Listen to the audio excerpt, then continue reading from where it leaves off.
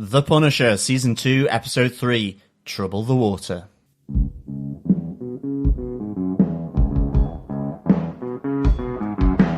I hear a lot of people saying the blues, but I'm gonna tell you what the blues is. When you ain't got no money, you got the blues. When you ain't got no money. Welcome back, fellow Defenders, to this episode of Defenders TV Podcast, episode 208, where we are looking at The Punisher, Season 2, Episode 3, Trouble the Water. And yes, I can feel it in the water that I am joined by two other hosts, but I am numero uno host this week, John. I don't know what numero duo is. I'm Derek. I can't speak any Spanish or Italian, so I'm number 3, Chris. Number 3, Chris. We've got 3 Chris's. Yes, we've got 3 Chris's, but only one of them is here today. Well, since the Marvel Universe has so many Chris's, it would be likely that our podcast just alternates Chris. Just people that sound like Chris over and over again and gives them the name Chris. Yeah, exactly. Chris Hemsworth, Chris Evans, Pine. Chris Pine, and now Chris Jones. Well, animated Chris Pine, yes. Hey, that's still good. It's still good. But anyway, we're not here to talk about the Chris's in the MCU or the animated Marvel Universe. We're here to talk about The Punisher. Episode 3 of the season, and we're finally started to get some feedback in, which we'll have after our discussion about this episode. Yeah, our spoiler-filled discussion, but before we get into that, please get in contact with us. Head on over to our Facebook group at facebook.com/groups/Defenders TV Podcast. And of course, you can send in your voicemail on any of your thoughts about The Punisher Season 2 on any of the episodes into our website at defenderstvpodcast.com. Go to the tab on the right-hand side and leave up to 90 seconds of your own thoughts on anything to do with The Punisher. And of course, email feedback at defenderstvpodcast.com. And as you know by now, hopefully, we don't watch ahead. So if you are talking about an episode that we haven't covered yet, or if you're talking about the full season, just make sure you mark it that it's full season spoilers, so that we don't get spoiled talking about the episodes ahead of time. But we'd love to hear from you. So, Derek, what are some of the episode details for Trouble the Water? Well, some more experienced Marvel folks on this episode. This episode was written by Ken Christensen, who wrote episode 10 of Punisher Season 1, and it was directed by Jeremy Webb, who directed The Judas Goat, episode 6 of Season 1 of The Punisher. British director, worked on Grange Hill, Doctor Who, Downton Abbey, and loads of shows in the US, but he is now a member of the Marvel family, having done these 2 episodes of The Punisher now, and an episode of Legion, and an episode of Marvel's Runaways as well. Yeah, good stuff, good stuff. And John, do you want to tell us what they gave us with your synopsis for this episode?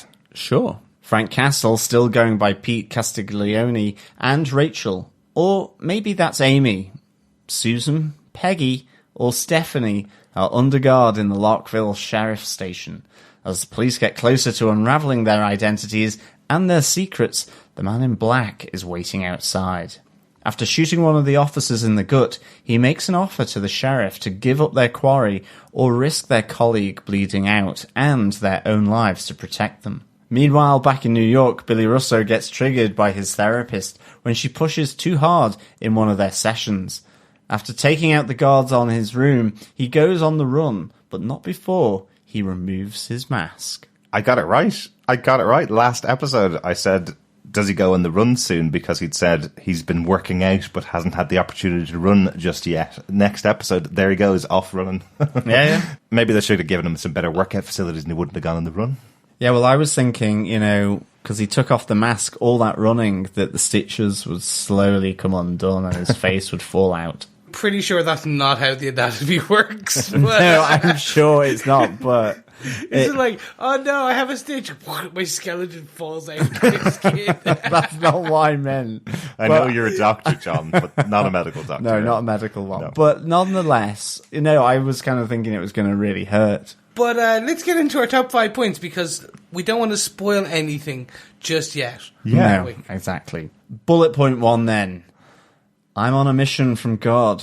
Not me, but the man in black. Mm-hmm. And yes, we've got a little bit more information about this man in black. And I thought this was really good because, he has this air of mystery about him. But we see him at his local church listening to the sermon, getting introduced to a number of new people in his life. His wife in bed, seemingly with some kind of illness, whether it's terminal, we don't know. But also, we see this elderly couple as well, who seem to be kind of like the elderly sort of gangsters from hell.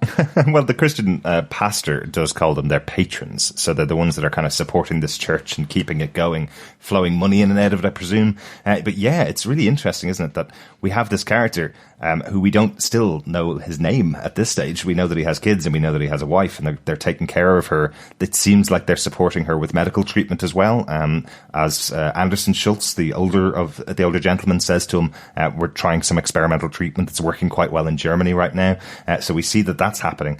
Whether he's now indebted to them because they're giving the treatment to the wife, or whether he is so super religious in this Christian church that he's willing to do anything for them. But it is a really interesting idea. I'm presuming it's a Christian fundamentalist religion, because what we heard in the last couple of episodes from this character is that he doesn't like people cursing around him, who wants a reverse of all the technology in society, and he quotes Bible verses when he kills people as well. So. Well, that's it. I mean, my neck would be snapped within 2 seconds of being in his presence, I think. Yeah, I mean, he certainly had his moment, for sure.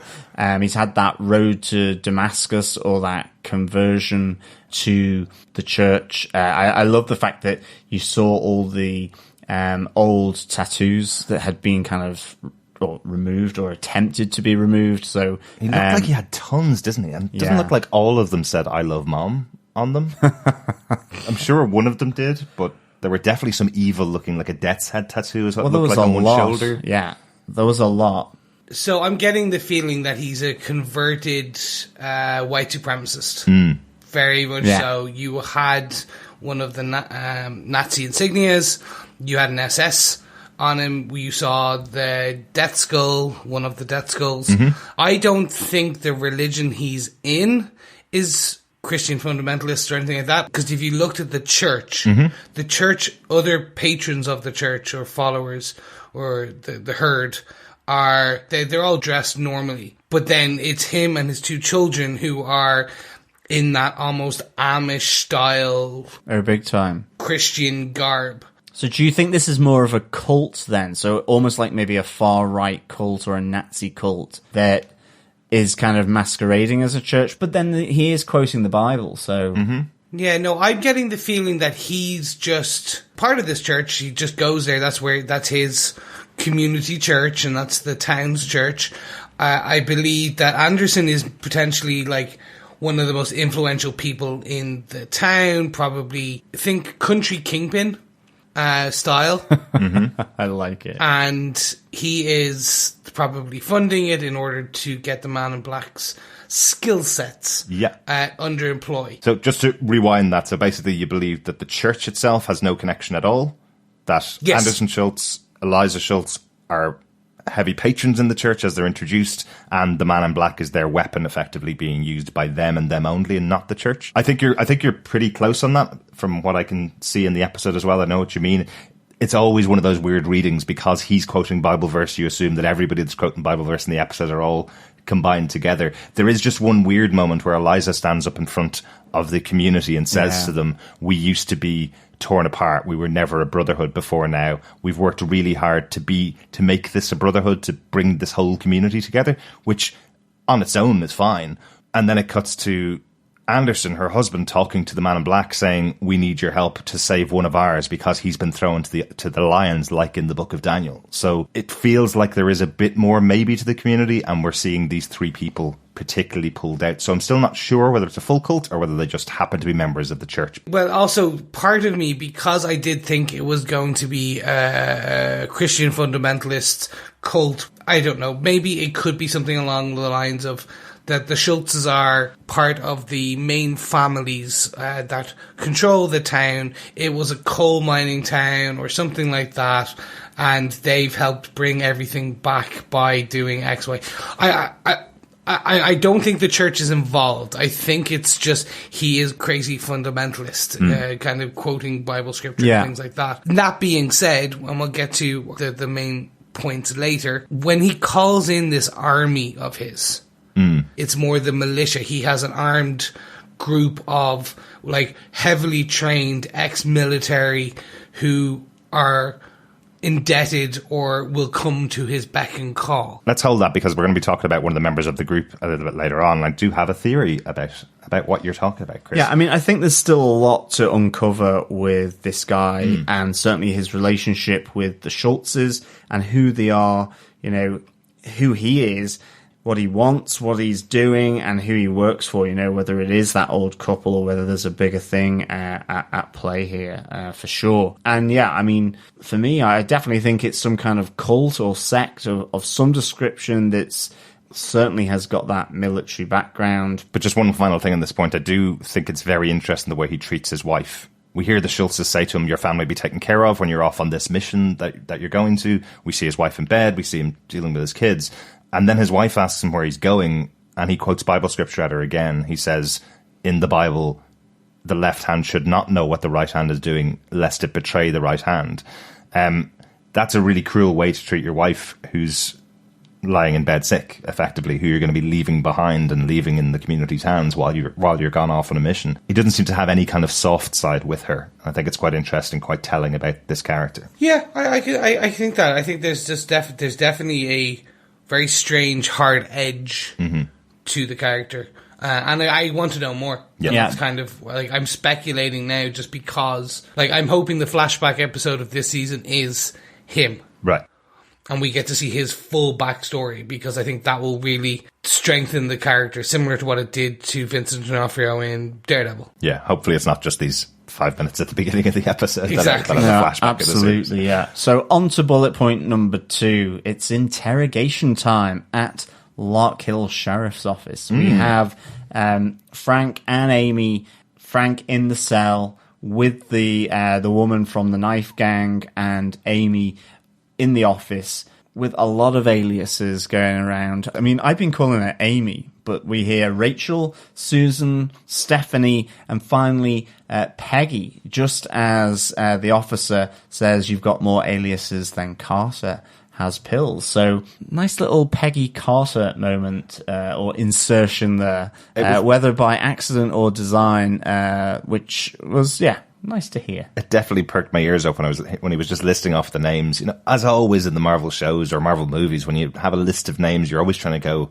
ooh, I wonder where they got that from. And then you hear Peggy and Carter in the same sentence, basically. It's just one of those ones that make your ears perk up. Definitely. But ultimately here we have, in the back office, in the cells, so to speak, we have Frank with the lady who was out to knife him and take Amy as well. A lot of questions here, and plus there was the brother of one of the police officers in there as well, drunk, who had some really good moments here. I mean, I did think he was just going to get killed, to be honest. And in fact, it's one of those things where I know this is kind of like really good, and I really enjoy the Punisher, where every moment someone's got their head round by the window, certainly during the standoff, I just feel there's going to be a bullet going through the forehead. I'm really on edge when I watch the Punisher, because I'm expecting sort of whizzing bullets or stabby knife moments just straight out of the blue. Yeah, but there are some great character moments in this episode as well. I love when we hear about Marlena, the leader of the knife gang, as we were calling her in last episode, the leader of the gang that attacked Frank in the hotel. We hear about her being former military and then being former security forces, which made me instantly go, oh, former security forces, like everybody that Billy Russo had in his security force in season 1. You know, is that where the connection's going to be here? Is Marlena someone that used to work for Billy, and then when he went out and his old company was shut down, has she gone off to work for the Man in Black, potentially? Is that where we're getting the connection to this whole armed force that he has in his back pocket? Is it something connected to Billy Russo from season 1? It could be. It could be. I'm just more interested where all these former military, former security forces, like, how they just keep ending up. Do you know how many people come back from war every year, Chris? Okay, that's true, yeah, exactly. But we do have that wonderful moment where Marlena and Frank are going at each other, and the brother is in the cell going, are you guys married? Because you sound like you're married. Yeah, absolutely. That was really nice. And I think, we see here that Marlena is the threatening one. She's threatening the sheriff. Frank tries to appeal to his better side. But again, I love the suspicion that the sheriff has here because, yeah, I think I would too. And it's that nice kind of gradual building of trust, and it leads to sort of a nice moment during the big standoff where Frank effectively goes out to protect the village. You know, you can see why they reference the Angel of Death from that Western, because it really does feel like the Pale Rider with Clint Eastwood, who comes in, you know, mysterious, protects the town from the external forces, and this is what you really have here in this episode. So yeah, really nicely done. And I think it's also good as well, you know, whenever any group are in a cell, you know, they're locked in, you can see the tension rising, you know, how are they going to get out of this situation? It always plays quite nicely, to be honest, and that was a good part of this episode for me. Yeah. I just also want to kind of bring up the fact that Pete has a completely clean record, and we kind of given that. And I'm like, really? Like, you wouldn't just put in that he has, like, something? Because a man like Frank, you kind of go, well, he has to have, like, it just automatically makes it suspicious when it's a man like John Bernthal who's as jacked as that and is able to kill 3 people and shoot someone through the muscle completely. And then it's like, yeah, no, he's nothing. He's just a truck driver. He's driving through the thing. To be clear, the deal that Frank made at the end of season 1 was, I'll get out of here, I'll use the name Pete Castiglione, and I'm gone, and you're clearing my record completely for me, and I won't start any trouble in the country, is what he said to them, and that's what they agreed to. We heard Madani hanging up on him last episode because he tried to ask her to clean his record again, and she's like, no, you can't just go out and kill people just because you've got those skills. We cleared the record for you. It's done. Yes, but they almost cleaned it too much. So basically what they've done is his record is in the middle and his skills and everything are on the outside. And essentially what we've got is the outside is dirty and then just his record in the center is brilliantly clean. It's too clean. He doesn't even probably have a speeding ticket, I think he says. Oh, it's nothing. It's absolutely nothing. It seems like his date of birth, his name are connected to this set of prints, and that's it. And maybe he's from New York. They might have put on it. But I like that the sheriff immediately goes, well, obviously this is a clean record, because if it walks like a duck and talks like a duck, then it's a duck. You walk like a duck, Pete. You're definitely more than what's let in here. And they just instantly start calling him Marine from then on.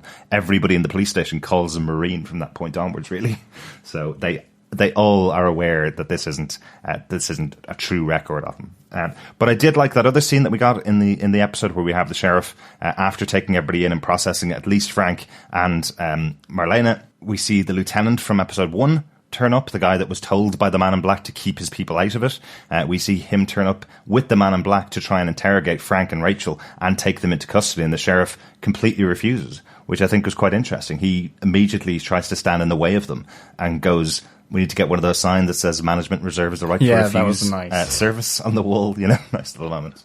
Yeah, really good moment. And again, it's one of those moments for me where I was just expecting the man in black to pull out a gun and shoot him in the forehead. Yep. And the fact that it played out differently in almost that Butch Cassidy and the Sundance Kid moment, was really nice. And I love the fact that, you know, you get the sheriff talking about management reserves the right to refuse service, but then you get the biblical payback from the man in black with his Bible quote. And I like just the fact that the Bible quote sounds cryptic and you're kind of like, and he who sows the will, what?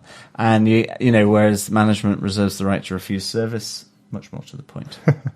I did think for a second, and I don't know if you guys noticed, there was a quote, the oath, with mentions God, on the above the door, in the police station, and I thought that's what he was referencing. And then he obviously mentions a different oath, and I was like, he's going. Yeah, all exactly. Out. So I like how they are fully leaning into the crazy preacher man. Yeah. We all have that one mate that's slightly weird. This is like 10 times order of magnitude crazier, which is just a guy who randomly quotes Bible verses at you when he wants to get his way, but with very stoic face. You're like, oh, you're scary. No, yeah. Yeah, he's and not... like they even call it out about the detective. Like, they're like, you're sweating a lot, you're alright.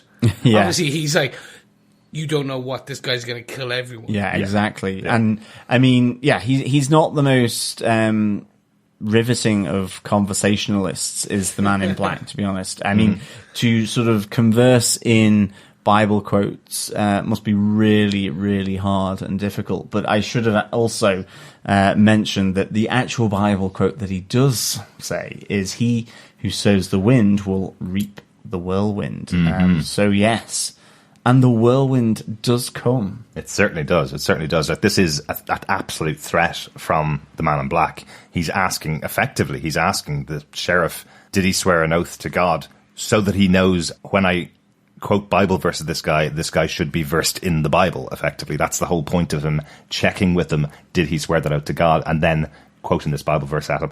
And it is threatening as hell. Really interesting. We'll definitely be coming back to that in a moment. But we do need to go on to our other characters up in New York with our bullet point number 3. Why don't you want to sleep, Billy? Why doesn't poor Billy want to sleep, John? Because he's scared of what's underneath his bed. Well, or he's behind his eyes. Yeah, behind his eyes. Yeah. He's afraid of his mask. I mean, to be honest, I would be looking back in the mirror with that on. I'd be like, okay, who did this? Even the nurses and the doctors coming in, I'm like going, who did this to you? So we speculated last episode that this was a task that was set to him during therapy by his therapist. That's why everybody is used to him having it on, that potentially he did this himself to show this outward face of what he feels he looks like underneath the mask, if that makes sense.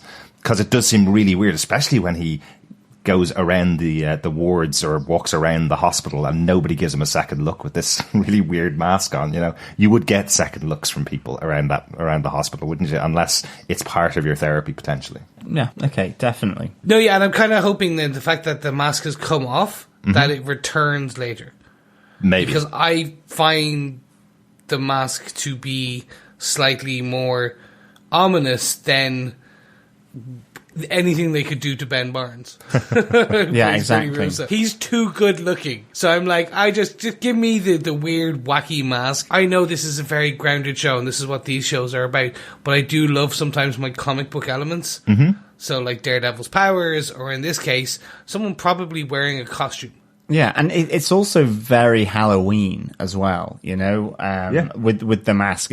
It's kind of that blankness that comes back from it. I know it's not entirely all white, but when you look at the mask, it does kind of really emphasize that deadness that's behind it. And I think that's really, really nicely done, given that, you know, Billy Russo has been effectively cheese grated on the face by the Punisher in the last season, and he's dealing with all this this hurt, this pain, and everything that's come of it. Despite that, I don't necessarily have much sympathy for him at all, really, which is weird, I think. But nonetheless, I'm kind of there, not really sympathetic to him. And then, of course, we see him have his moment here where, you know, he's triggered through the nightmares that he's having, and the therapist sort of tapping into that and really sort of releasing those fears.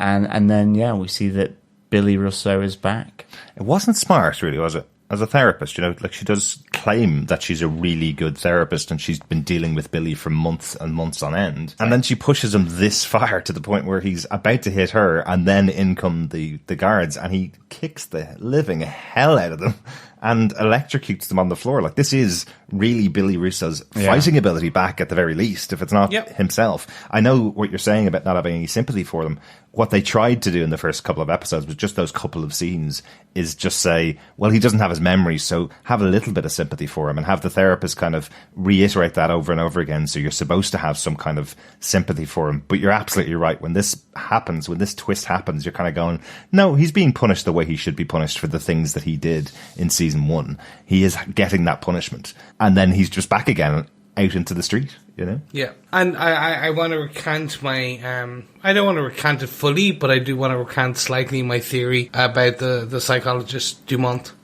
being kind of a double agent, or I just think she's a bad psychologist. Maybe, but yeah, it is really interesting. Is she involved somehow? Did she push him that far to get him out into the public?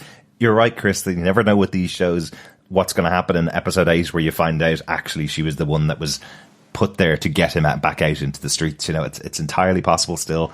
I wouldn't take it off the table just yet. No, I'm recanting we'll it, see. but not completely. Yeah. I think in episode 8 she'll just suddenly appear back in beside the main big bad, and we're like, I knew it all along. Exactly. Yeah, Exactly. I do like as well that when he takes the mask off, we as the audience don't get to see his face yet, and that it's her being exposed to the face behind the mask, because I just thought that was a really nice touch, actually, a really kind of, a nice choice that they made for this episode. Yeah. I suspect that we may see it in the next episode, obviously, unless they do that thing where, for the next 2 episodes he's in shadow all the time or whatever.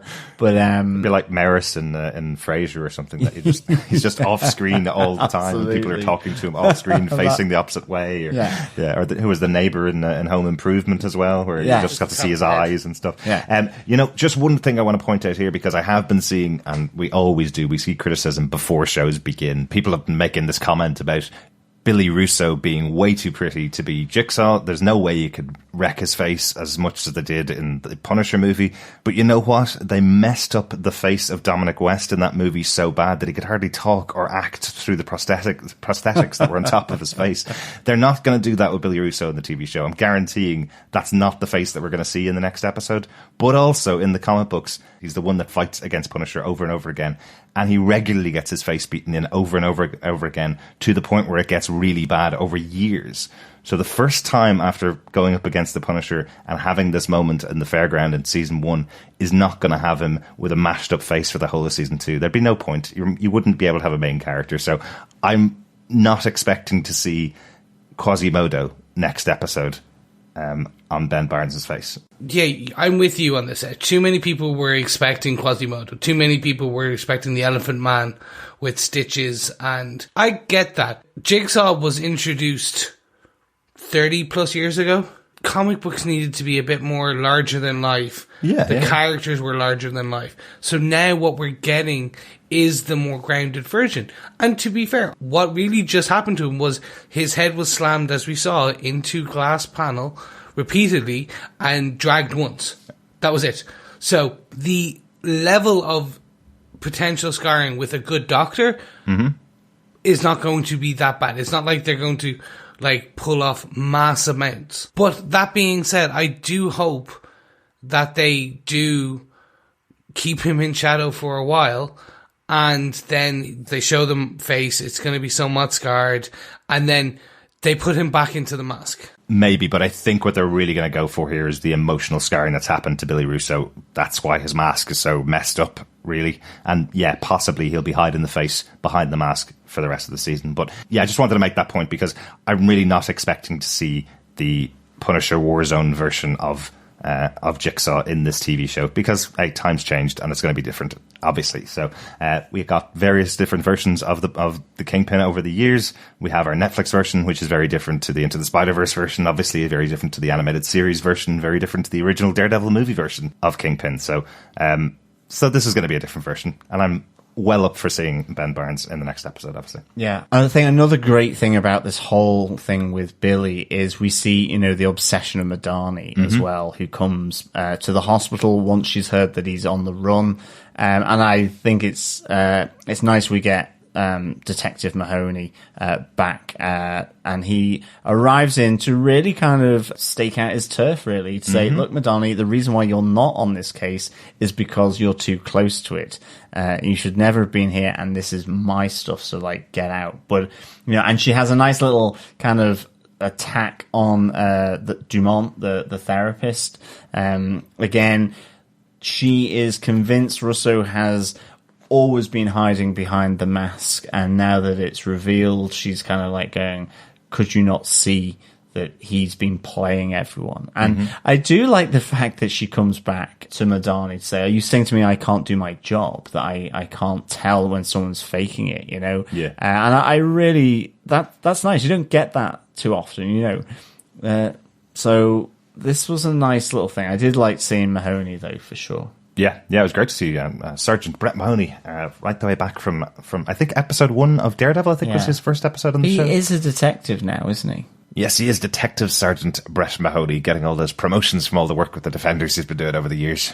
But we do see that Madani takes Dr. Dumont's address book and then tries to call Frank. So she tries to call back on the phone number that Frank called her in the last episode. So we know from this point she's going to meet up with Frank because, well, let's get on to the big center section of this episode. Bullet point 4, Chris, I took inspiration from you for the name of this bullet point: Assault on Larkville Sheriff Station. There you go. Precinct 13. I want to call out just from the last episode, we talked about there being if every episode of this season was some form of closed assault, like action sequence and everything else around it being so localizing it to one place. In the next episode, potentially we'll get localized into a bar or a hotel. I'm okay with that because this felt very interesting. It really was like what would happen if you had 30 guys surround a 10-room police station with a couple of cops in there in the middle of the night, in the middle of nowhere. It's interesting. Yeah, absolutely. Definitely. And it's very much, there's two big movements in it. So our bullet point 4 is really just about the assault. It's about the other side of the assault. Frank's side is our bullet point number 5. It's really interesting that after that moment that the Man in Black had with the sheriff, he sends off the lieutenant who couldn't do anything for him and then just switches off the power. He's been fully prepared the whole time to have this assault. He knew he was going to be refused from the sheriff. He turns off all the communications in the station as well, and then all of his own armed response unit is waiting over the hill for him. You know, this whole thing is completely prepared, but he did give them the opportunity to hand over Frank without any fuss. But I don't think he was even halfway prepared to just take them away and stick them in a car. I think he always knew this was how it was going to go down. I just loved how the Man in Black played it. I mean, he takes aim. What a shot from the Man in Black to take out Officer Ogden. It was nice because it was that silent shot and you just hear the crack of the windscreen of the police car. Even Ogden probably doesn't even know that he's been shot at that moment. Yeah. And then it's precise, it's in the gut, and he's there. And he says, well, it's in the gut. He's going to bleed out in 2 to 3 hours. If you want to get him to hospital, then we'll let you go. Just hand over, obviously, Frank and Amy, the two people that he's after. And I thought that was really nice. I even just, like, the car just slowly, like this slow motion bumper car hitting the one in front. Really nice. It was so good, wasn't it? It was only like a millisecond after Ogden gets into the car. Their plan's really simple. It's get in a car, drive to the point where the communications aren't blocked, and then call in the state police to come and help us out. And it is literally, he gets in the car, everything's going fine, just fires it up, it moves for half a second, and then bang. But all over, all done with. He knew it was going to happen. He is that well prepared. Yeah. And on the other side, we have the police officers asking Frank for his estimation. They know that he's been in situations like this before. And you have Frank kind of going, well, you're alone in the dark, surrounded by wolves. What are you going to do? Really interesting. Frank trying to insert himself in the cops that are sitting in the station. That's it. And even I think the big cop who's just like, the Charger was too much for Ogden, because there's that whole joke at the start that it's way too powerful, way too fast. He's not going to be able to drive it. And then it's like he's just, cut the engine off. He's missed the biting point and he's stalled the engine. And I thought that was really nicely done. Nice little joke there. Yeah. I really enjoyed the cutting that Frank gives each of them. He goes after the larger cop, and then in particular the female cop, who's like, no, just give them Frank, give them Rachel. Like, we shouldn't be laying down our lives. And he's like, yeah, you don't know what to do. Have you even fired your gun in real life? And you see, it just cuts straight down. So another part of Frank's arsenal is his ability to kind of cut people with his words. He's very direct to the point. Again, great delivery by Bernthal on this. In that, like, he's sitting there in a hipster hippie hoodie that's just going over his clothes, and he's still acting like a military commander. Mm-hmm. So, moving it forward, what we see then is Frank, after saying all this, is like, they're going to come in the back. They're surrounding you and pushing you to the front because they're going to come out. They're like, never going to happen. No, they'll come through the front door. It's fine. Bang! We get the explosion. The back wall goes, and we see Marlene is extracted from the station, while we get a number of other members of the gang, whatever, militia, whatever we want to call them, pre-storm. Kind of, it's like a testing. There's only 3 of them run into the main area. With semi-automatics, and this is where Frank is hiding for his life before being freed. Yes, it's a really interesting scene, isn't it? I love that moment. It does feel, again, you mentioned about, Assault on Precinct 13 before, that this is everybody holed up in one situation, but it also feels like zombie movies. You've got all these disparate people inside this place, all being tooled up and given weapons to go and protect themselves against this oncoming threat. But yes, they take out Marlene, and then Frank just stands there after killing the 3 guys that come in and just looks out at, a sea of 10 or 15 guys outside who don't shoot a bullet at him while he's standing looking at them. They've obviously been told, like they were in the first episode, where they were told, you have to use your knives, not bullets, because we have to cover this up. They've obviously been told, don't shoot that guy until we find out who the hell he is and what he wants to be involved in our situation for. We're going to take him alive, kind of thing, which is really interesting. I love that moment of the standoff where you just have him staring out, Yeah, and then we get that great comment by the sergeant, which is, don't you dare think about running. Mm-hmm. And Frank's just sitting there going, you're out of bullets. And then just turns around and walks back in. Yeah. It's just so classy. Classy's the wrong word, but you know what I mean. Mm-hmm. And we do get our final moment with Marlene. I'm so glad they gave us her name in this episode, so at least we can refer to something other than leader of the knife gang, so that's good. But unfortunately, we don't need her name anymore because she has been subject to the Man in Black's death move this time. He comes up behind her and gives her a nice Bible verse, I guess, as he strangles her and chokes her to death.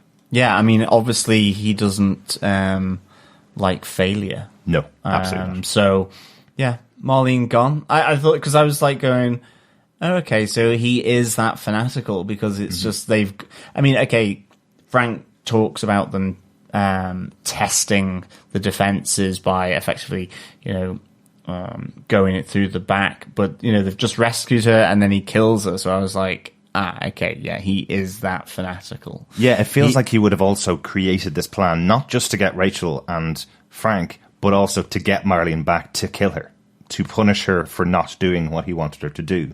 She tries to get another chance from him. We mentioned last episode where she didn't even want to tell him that she'd found Frank because she was worried about how he would treat her and worried about how he would react if they failed. She knew this could happen to her if she failed, and he just happened to arrive before she was able to succeed in her plan. She was still close to Pete Castiglione, she was still there, still had a possibility that she could have taken him down, but no, he's got her, and he's going to punish her and kill her right there. Yeah. Yeah, it's a strange one. I'm kind of perturbed by her being killed off so early, because Marlene, I think, could have been a strong character, potentially. Yeah. I know what we'll probably get is some very, she was a minion, and her death is used to show the ruthlessness of the preacher man. Exactly. The Man in Black. Yeah. But still, it was like, I kind of liked her. I know. I love when they bring in characters like this, having a strong female leader to a group like she is. How we saw how physical she is. We saw how well organized she was, how well she planned for the attack on the hotel last episode. It really feels like if it wasn't Frank Castle she was going up against, she would have gotten her quarry every single time. That's the kind of character she feels like. And you're right, to take her out in this episode is absolutely there to underline how badass this other guy is, and how much, if you fail him, he's going to treat you, or what way he's going to treat you if you fail him, absolutely. But it is a shame, because I would have liked to see her do other things in later episodes, Yeah, big time. But I think our final little mention for the Larkville Sheriff Station, before we move on to bullet point 5, has to be Ogden's brother, Bruce, who was in the cell, in the drunk tank, because as the guns are ablazing, he wants a chain gun because he's seen triple and he can't aim for shit.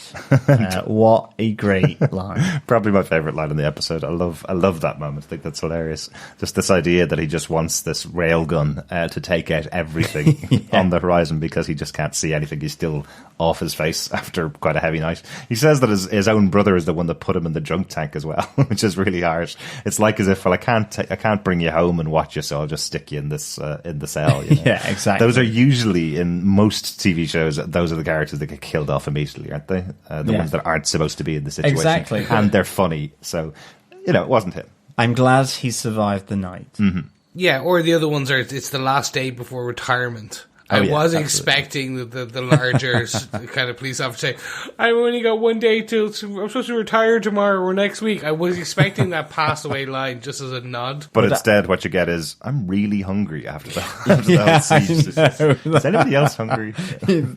It's like, we've got to go and get our donuts. Exactly. But on to bullet point 5. Because, of course, for the police officers and for the sheriff in particular, as long as he's on our side. Yes. As long as Frank is on their side, because, wow, did he go special ops here. I thought this was just fantastic, actually. I loved how he goes, have you got any duct tape? And you're kind of there going, ooh, what's he going to do with that? And it's simply to cover up the white of the bandage on his wrist and on his arm. Really nicely done. I love the camera shoots of him going through the forest, taking out members of the Man in Black's team as he moves through. I love the confusion it kind of brought as it's flicking between Frank going about shooting other people, other members of the Man in Black's team running around in panic or trying to find him, and then with the Man in Black himself trying to track where Frank is. I just thought it was really, really nicely done, for sure. Just that all-out Frank Castle shoot fest. Yeah. And I know it's a phrase coined back in the Gulf War, I think it was, the whole idea of shock and awe, this idea of how the military attack people, or the American military particularly attack people in other countries. This is absolutely the position that Frank comes from. I love that moment when he's at the start of this whole battle, he says to the sheriff, they're going to come at us, they're going to burn us from inside, and you see the guys throwing the Molotov cocktails, 2 shots from Frank, the guys are on fire. And we compliment stunts a lot on these podcasts when we're talking about the Defenders shows and how long their one-take shots goes. That burn that's done with the 2 guys on fire is fantastic. It's a very, very long shot. It continually comes back to them as the 2 of them are on fire. I remember in the 80s when we used to see this stuff and it would be on screen for, 1 or 2 seconds of a burn. That's like a minute long that these 2 stunt guys are on fire. It's so dangerous. And we always forget to kind of compliment them for doing this kind of stuff in stunt work. It's so important and so interesting because you can see how much confusion it's causing in everybody around, and really important to have it on screen for as long as it is, but really dangerous for the stunt guys doing it. Yeah. I mean, it's really good. And I mean, certainly given that, like you remember back in the 80s where someone went on fire and all of a sudden they doubled in size because of the fire retardant stuff that they had. So it kind of like, they looked like the Michelin Man walking around with pillows on, because it was like, that was the suit that kept them safe. And it's like, whatever with technology, it just looks so much more real. It's the gel, the way they shoot it is just much quicker, but the cuts, they cut it to make it go longer. Yeah. So really nicely done as well. And it's almost like playing off what the Man in Black did to Ogden in the car, where Frank as well shoots at exactly the right moment in order to cover them in their shower of flame. Yeah, exactly. I just loved the gun run that we see next, which is Frank slowly, methodically going through the woods. And it's literally, it plays like a video game. It watches like a video game. You just see Frank kind of slowly, after like wrapping his cast in black duct tape, slowly just making him his way through, getting other guys to shoot at other things, so that, like, twice the guys kill each other. Yeah. Yeah. And it's like fantastic. And absolutely. It plays like a video game when you're playing a video game, not when I'm playing a video game. I'd have to go through that section about 15 times, I think, to try and get past it. You're a lot better at games than I am. I'm going to take that one. Yes, I am. But I love how in these opening 3 hours, we're constantly reminded of how dangerous Frank Castle is with all his training. Like, the Punisher is a weapon unto himself. Yeah.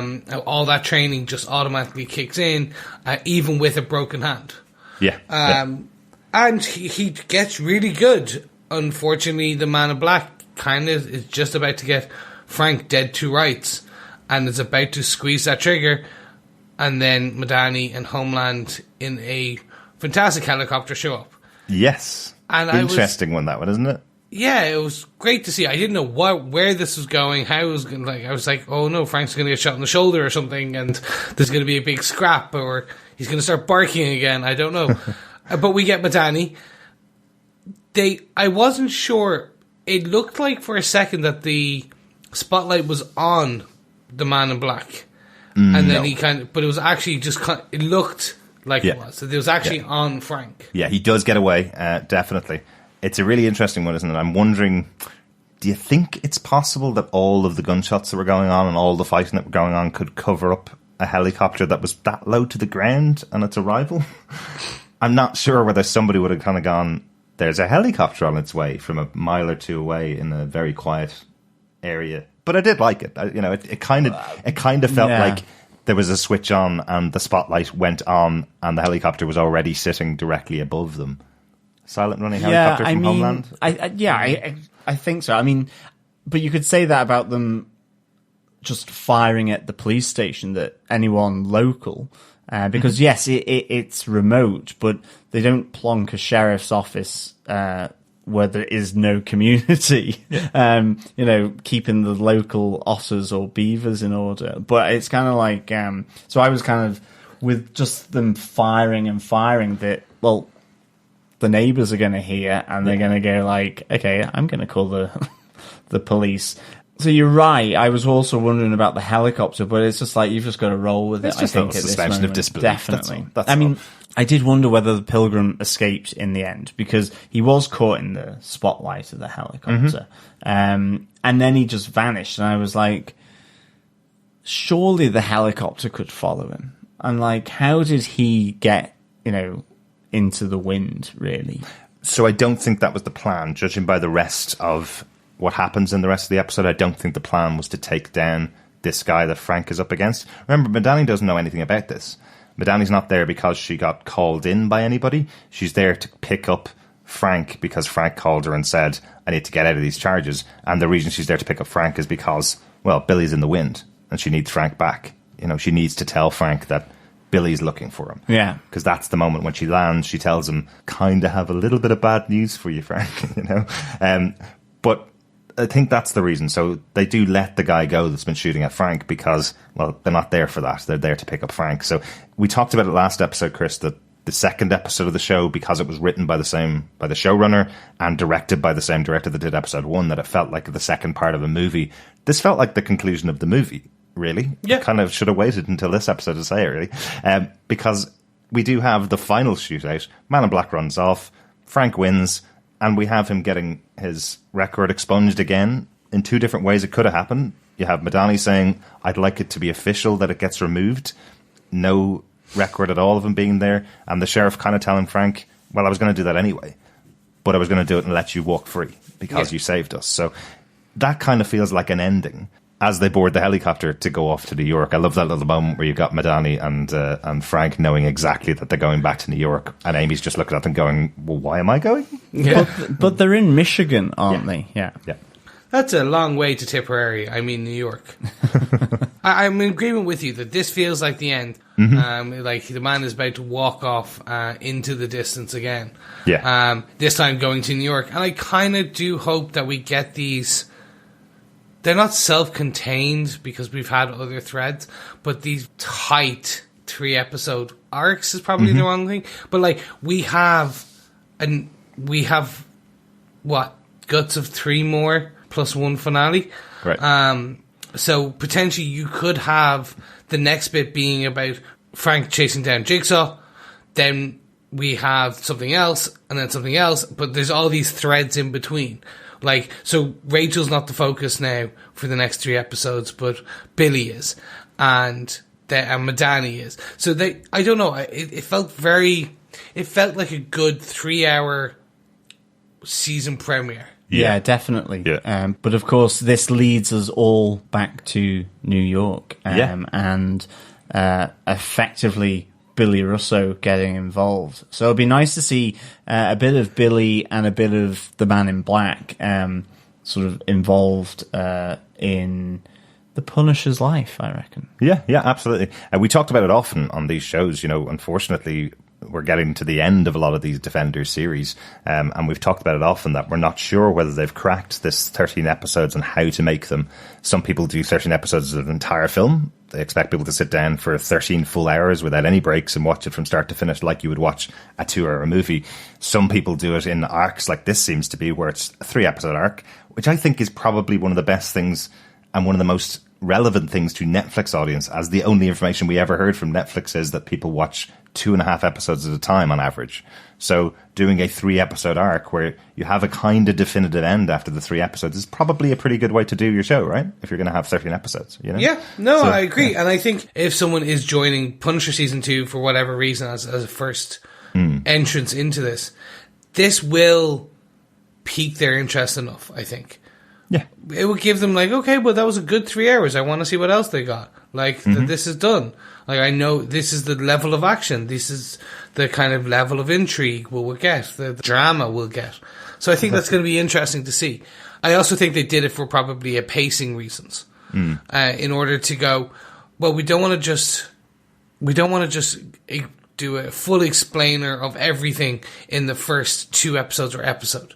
Yeah. So this has been a nice way to just kind of reintroduce us to Frank Castle's world and the world of the Punisher and his skill sets and his allies and his enemies. Exactly, yeah. So And making it a little more punishy as well, I think. Very much so. Very much so. Well, that's it. That's our top 5 points for this episode. I got a couple of notes, a little bit of research done on and a couple of the things that are mentioned in the episode, really. We don't have a whiskey watch this episode, John, but we do have mixer watch.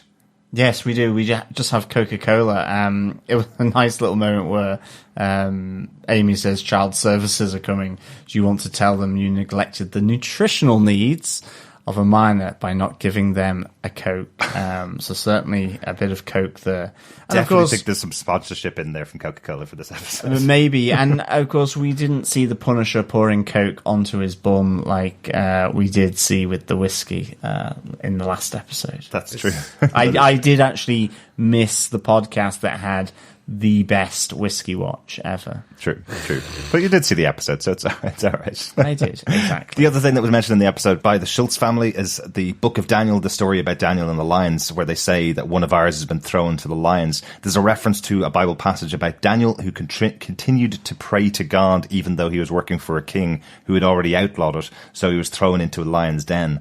The story then goes that God sent an angel to protect him and he emerged uninjured the next day. What's interesting, I suppose, about that is obviously the Schultz are saying that one of ours has been thrown to the lions and potentially the Man in Black is their angel to go and protect him so that he emerges unscathed after whatever the lions in this story are. Exactly. So, potentially there's a congressman that they need to get off by getting these photographs back, something like that. So this Man in Black is trying to save someone that's on the side of the Schultzes. So. Yeah, and it's funny because that does take me back to Sunday school with Daniel and the lions. Of course, though, Daniel could have just been a damn fine lion tamer. Could have been. But I just think it's quite interesting that you can glean a little bit by some of the dropped lines that are in the show. Yeah, we've mentioned about the Pale Rider, where the reference to the Western weather, all saved by death, coming in all shapes and forms, but in this case it's Frank Castle, but in Pale Rider, of course, it's Clint Eastwood. And then finally for me, just a final note, because we finally got the episode names, which we didn't have at the beginning of the season, obviously, as we started to record our episodes. The episode names seem to be coming from songs. or lines in songs in some cases. The first episode was called Roadhouse Blues, for example, which is a very famous Doors song, and obviously the show was set in a roadhouse. In this episode, we have the pastor at the beginning talking about Jesus troubling the water, and anyone that steps into it will be healed. Thence the title, Trouble the Water. This actually comes from an old gospel song called Wade in the Water. Interestingly, this was a song written in the 1800s, and some researchers say that it was written by African-American slaves to tell other slaves how to evade capture by wading in the water, to cover up their scent from the dogs that would be on their trail. So normally you would have the song being Wade in the Waters aimed at the slaves, whereas the episode here is called Trouble in the Water, so it's actually aimed at the people chasing down the slaves, or chasing down Frank and Rachel who are on the run. So I think it's a really deep cut, to be honest, that they're using this as their reference for the episode. Nice, I like it. I just thought every time you say wade in the water, I'm like, smoke on the water. Dun, dun. Very different song, Chris. Have a look up on YouTube. There's a really cool gospel version. I love gospel music. There's a really cool gospel version of Wade in the Water. Really, really interesting. I love that kind of history too as well. Excellent. Well, thank you very much. No notes from me on this one. We will be giving some more comic book background as more things are moved on in the series. Excellent stuff. On to our defends. Chris, do you defend this episode of The Punisher? As I said, I defend this as a kind of a one arc, I think, as Derek kind of put it, and this is a good introduction or reintroduction to the world of the Punisher. His skill sets. I talked about it, episode 1 and episode 2 being more of a slow burn. While I still enjoy them and I defend them, it was deliberately paced. And now, after seeing the end of episode 3, I understand why. They specifically set these 3 episodes as the reintroduction episodes, which Netflix gives them the luxury of. You couldn't do this on cable TV or any other... Yeah. You couldn't do 3 40-minute episodes where essentially that's your intro to the series again, or that season. Like, you couldn't do that as a whole. So what they've done here is interesting. Like, looking at it as one gigantic episode, I'm like, yeah, this was an amazing reintroduction. I'm so happy they've done it all this way. Mm-hmm. So I defend this episode. I defend what we've gotten so far. And more importantly, I'm now more and more interested by where this season is going. Mm-hmm. The Preacher Man, the Man in Black. What is the history there? I'm interested to see. Jigsaw, Billy Russo. Where will this go? Yes, he won't be as disfigured. Ben Barnes is 2 beautiful people. Come on. Come on. He's a beautiful man. Let him be. Don't disfigure Ben Barnes. But anyway, I'm interested to see where he goes. And actually, to a degree, Madani. The trouble that we've seen in her for the last 2 episodes. Like, Madani was a straight-laced agent in charge. To see in this episode Madani stealing evidence from the NYPD directly and knowing what she's doing is going to get interesting. So, yes, I defend this episode. I defend these 3 episodes, this arc, and I want to get into it. Excellent. John, do you defend this episode of The Punisher? I do declare that I defend this episode of The Punisher. That didn't work in Charleston when you visited there. It will not work on our podcast, John. Exactly. I definitely defend this episode of The Punisher, Trouble the Water. I'd give this 4 Crazy Town congregations out of 5. Yeah. Nice. I really enjoyed this. I loved the standoff at the sheriff's office. That reference to Pale Rider, which is one of my favourite movies, and certainly Western movies. I don't really like Westerns too much, but I love that movie. I think that the standoff was so well done. I'm really intrigued by the Man in Black. I want to know more about him. You know, he provides that scary stoicness and stoicism of someone who is deeply fanatical about his truth. I think that's really interesting. We see that with Madalena. It's great that Billy Russo has gotten away from the hospital, out of his shackles, and I'm really glad that it's all congregating on New York City. This was a great moment. for me to see this. And again, like you guys have said, I think this idea of this 3-arc opener has been really nicely done, I think. It's good to see Madani coming back as well and get reunited with the Punisher. So for me, this was a really good episode. So yeah, I do defend this episode of The Punisher. Derek, do you defend episode 3 of The Punisher? Yes, absolutely defend this episode. Yeah, I've really liked this first arc of the show. I've really liked how they're dealing with John Bronthal's Punisher and why he's in this situation. I love how complicated a character they're making him. One of the things we didn't mention in our discussion points in this episode is there's a moment when the police and Rachel find out that actually Frank wasn't tying her to the bed because he was scared that she might run away. He was tying her to the bed because he wanted to use her as bait for the people to come and collect her so that he could start another fight and take them all down. He is the Punisher, you know. This is what he does. It's so interesting seeing this version of the character back on screen again, you know, and getting him into this situation. They've done a great job. Really, really enjoyed this episode. So many good stuff, which you guys have talked about, obviously. Let's get on to some other people talking about this episode. Let's get on to our feedback section. Yes, on to some feedback from Facebook for episode 1. Remember, you can head on over to facebook.com/groups/Defenders TV podcast. Our first bit of feedback comes from Ronaldo. He goes, geez, welcome back, Frank. Probably going to be against many other viewers, but I really appreciate the slow burn that Lightfoot uses here. I'm sure many would be expecting a high-octane, action-packed Punisher episode, but I am loving the time invested into making these people seem real.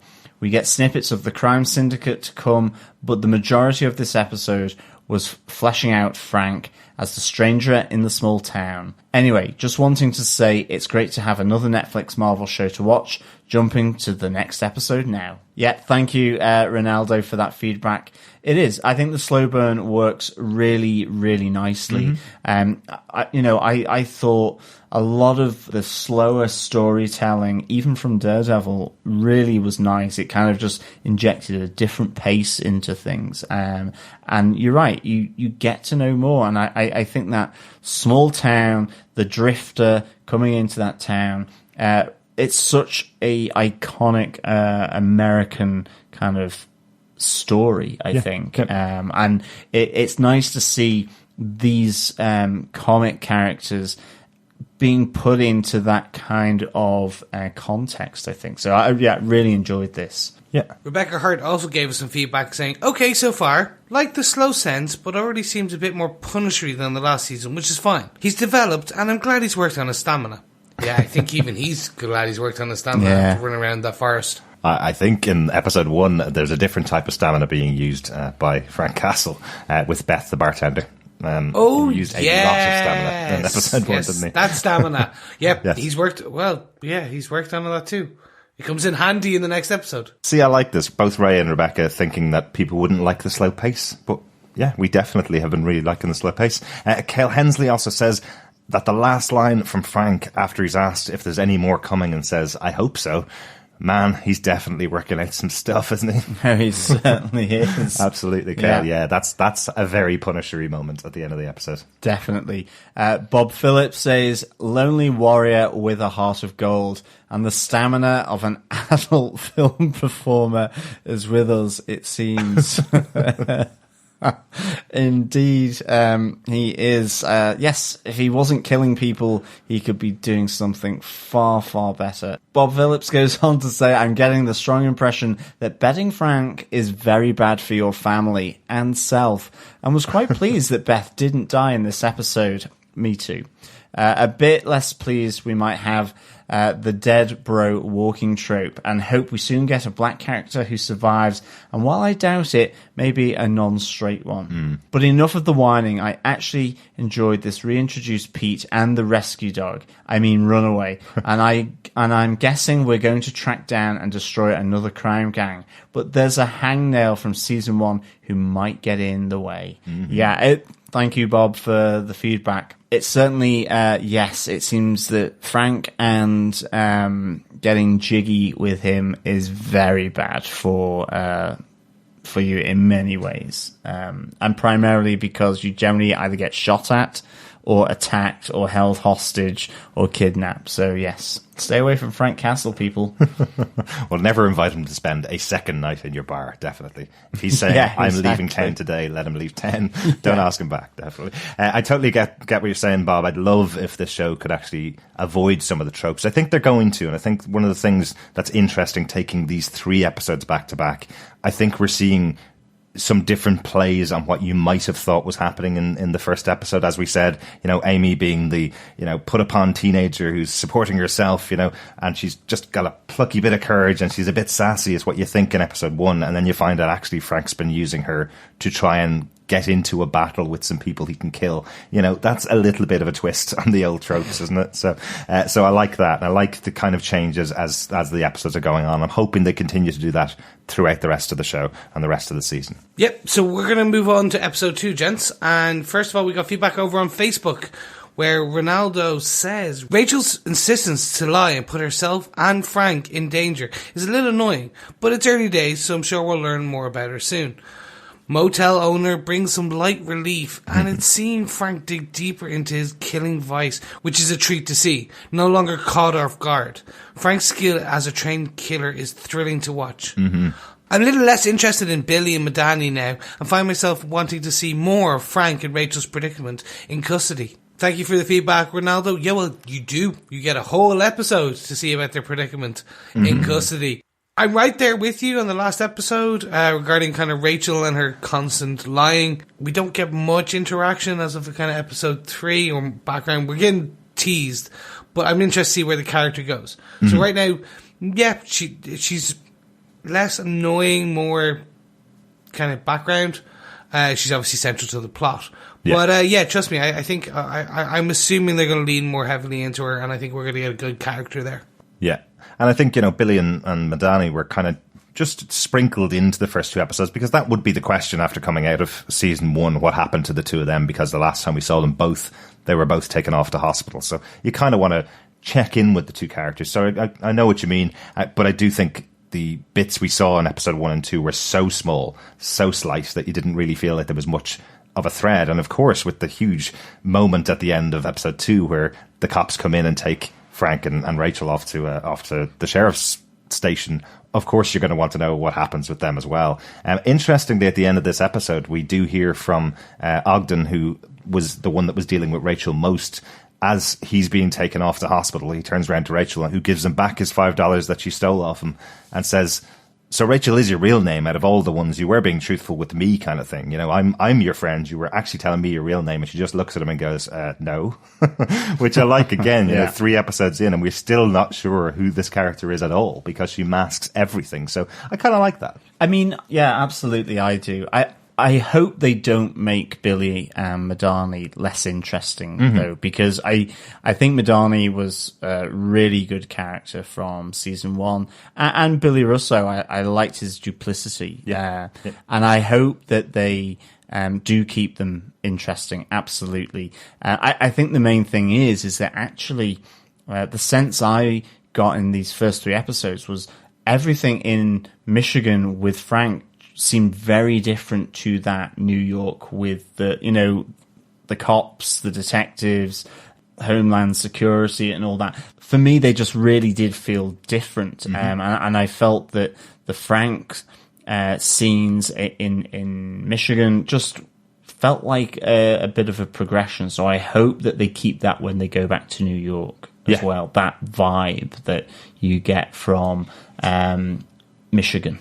Interesting. Yeah, I think it's going to be a wholly different show when they get back to New York. Yeah, I'm really excited to see what happens in episode 4. Thanks so much to everybody for your feedback. As always, if you want to send in feedback to us, you can email us at feedback@defenderstvpodcast.com. Go to our website at defenderstvpodcast.com and click on the send voicemail button if you want to send your voicemail to us, or join us on our Facebook group, like all of our wonderful fellow defenders, at facebook.com/groups/defenderstvpodcast, where we're putting up spoiler post for each of the episodes as we watch them, so you can follow along with us and see where we are and talk to us about the individual episodes as we go.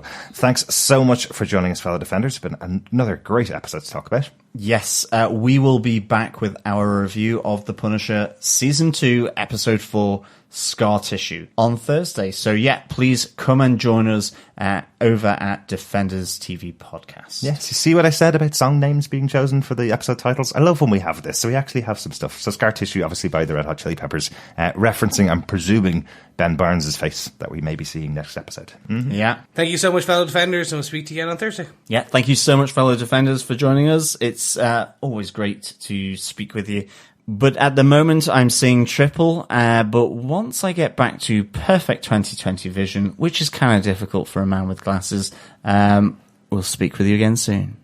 Bye. Bye. Bye.